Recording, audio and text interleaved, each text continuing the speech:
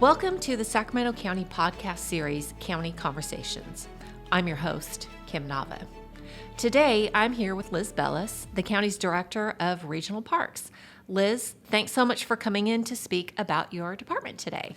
Thank you so much for having me. I'm really excited. All right. Well, very good. Well, let's get started then. So, first of all, Liz, can you tell us about your background and how you became involved in managing our regional parks? Absolutely. So I have over 26 years of experience in the Parks and Recreation field. I've worked for the City of Napa, Cosumnes CSD, and of course the County of Sacramento. I kind of feel like I grew up in the County of Sacramento.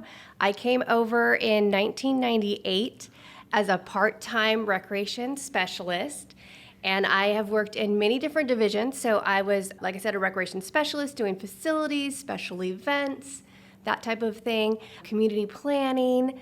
Then I became an administrative services officer 1, a 2, a 3, a deputy director, and now I'm the director.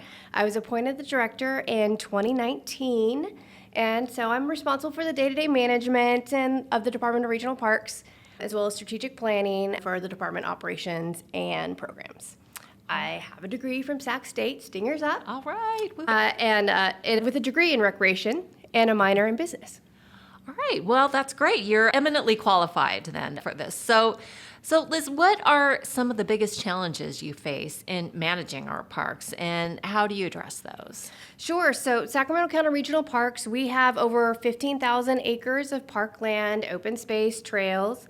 So one of the challenges that's on everyone's mind, especially right now, wildfire. But because of support from the board, we've been able to expand our program. We have been able to hire additional staff, get new equipment, and increase our grazing program. So we've been able to reduce the number and size of the fires that we've been experiencing. So we're really grateful for that. And of course, it's just an ongoing thing. And it seems like fire season kind of grows each year. It's a little bit longer. Also during the summer months, as a region, unfortunately, there's the tragedy of drownings on our waterways. So our Parks Department does have a river safety campaign called Life Looks Good on You. Our target audience are males ages 14 to 25. Okay. We also have a sister campaign called Kids Don't Float. And so we're always just trying to amplify the message, so that people will responsibly recreate on our rivers, but also play it safe. And then, of course, we have trash and debris on the parkway and our other parks. In 2023, we removed 1,959 tons of trash and debris. This is with park staff and in partnership with some local nonprofits and volunteer organizations. Most notably is the River City Waterway Alliance and American River Parkway Foundation. So with these volunteer efforts and with park staff efforts, we've been doing a lot to clean up our parks, and we're really, really proud of the work that's been done. Mm-hmm.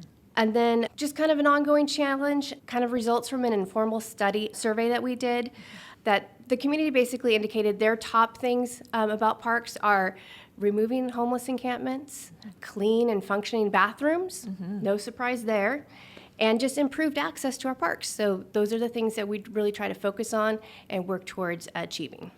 Wow. Okay, so that's a lot. So we are in the midst of summer. It's July. It's also Parks and Recs month, right? Which is one of the reasons why we've got you on. And I'm glad you mentioned the Life Looks Good on You campaign, because it is a campaign to wear life jackets no matter how strong of a swimmer you are, right? Absolutely. You can't outswim the currents. And even the strongest swimmers have said they would never enter the water without life jackets. So that's really important message to take away from this, and I'm hoping folks do that. And you also mentioned the grazing program, and people really like seeing the goats out there getting to, some combustible materials maybe that mowers can't or other people can't. So absolutely. It's a really great way to do fire fuel reduction in our parks. It's a more natural way, and you can get a lot more done a little bit faster, and it's a great program. Love that. So moving on. So Liz, how do you balance the needs of recreation, right, with the preservation of these natural habitats, right? I mean, the Parkway is the gem of Sacramento County. How do you kind of balance that? So our parks and facilities have planning documents. So they contain policies, they define land use designations and uses that can happen in the different parks. Examples, developed recreation versus limited recreation versus a nature study area. So these policy documents really help balance out the uses of the park system. But it's also important to recognize that not all people recreate the same way, and that's okay. And you just need to be accepting of that. There's space and opportunity for everyone to experience and enjoy our regional park system. Yeah, yeah. All right. Well, very good. So, are there any recent initiatives or projects that you're particularly excited about that you wanted to talk about today? There's so many, but I did try and think of just a few. Okay. One of them that I'm really excited about is at Gibson Ranch. It's called Pathway to Play, and it is a playground that we have designed that is specific for kids that are on the autism spectrum. And so it's a little bit different than your typical playground where all the equipment is all bunched together. It's more spread out. It's got different kind of zones. And so we've completed planning, environmental review, and now we're hoping to construct within the next year. Really excited about that one.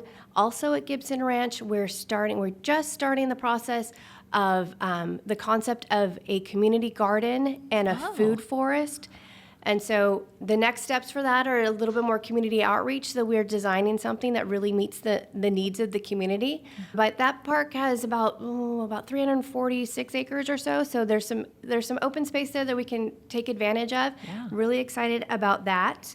In the south part of the county, we have Dillard Ranch, which is a historic ranch. We've just completed the draft of the master plan for that facility. And so we'll be hopefully bringing that forward to the board for approval this year. And that'll be a nice little historic place in Wilton. And then on the American River Parkway, we have the Wood Lake Gateway project. And we're going to be building a new, what we call a car top boat launch. That's like canoes, kayaks, and bathroom. And so that'll just be another access point on the American River Parkway in that lower reach. All right. Well, there's a lot to look forward to then coming up. So kind of moving on. So you've been doing this a while. Can you share a memorable experience or achievement from your time with the county? So this is also a recent achievement that I'm really excited about. Kind of also goes into the last question, but we were successful in receiving over $7 million in grant funding for us to complete the Dry Creek Parkway Trail. And so when we get that done, it's going to connect on the north side up to the Placer County line, and then it's going to connect to the Sac Northern Trail. The Sac Northern Trail then connects to the American River Parkway. And so when we actually get that built, which it'll take us a few years to get that built, we will be really close to having a 70-mile loop trail system for the region. And I'm just super stoked about that. Oh, gosh, we can't wait. Can't wait to get that open. So again, looking back, is there anything maybe you wish you had known when you started your career in park management? So I was thinking about that. What advice would I give younger me or people that are just thinking about a career in recreation, which is, by the way, the best profession in the world? I would say seek out as many different opportunities as possible. Learn about operations, learn about the maintenance side, learn about the admin and the fiscal side, because all of those need to work together to really come together and be successful. So if you can get that kind of variety of experience, you'll be really successful in your career. If you think about it, maintenance staff might have a different perspective on a facility than, say, your recreation staff who are trying to use it for a special event or something, versus the fiscal staff who are thinking, okay, bottom line, how does this cost? What are we paying for it? How do we, make some money at it? So if you can take this kind of a holistic view encompassing all of those different perspectives, it'll really help. All right. Well, that's great advice for young Liz and up-and-comers in the industry. So finally, is there anything else you'd like our listeners to know about our regional parks? So one last plug, please get involved. For Sacramento County, we have our Sacramento County Bicycle Advisory Committee. We have a Recreation and Park Commission. We have other advisory groups. It's important for these advisory bodies to hear from the public. We'd like to get your input. We'd like to know your thoughts on what would you like to see in your regional parks department? And that's really kind of a connection to our local elected officials to let them know what you would like to see, because obviously they're the ones that set the policy for our region. Okay, well, that's great to know. And listeners, you can visit our website for more information on those at sacparks.net. So, Liz, thanks again for coming in and sharing your knowledge and perspective. And to our audience, thanks so much for joining us. We hope you enjoyed this podcast, and we hope you'll listen again as we feature different county department leaders throughout our series.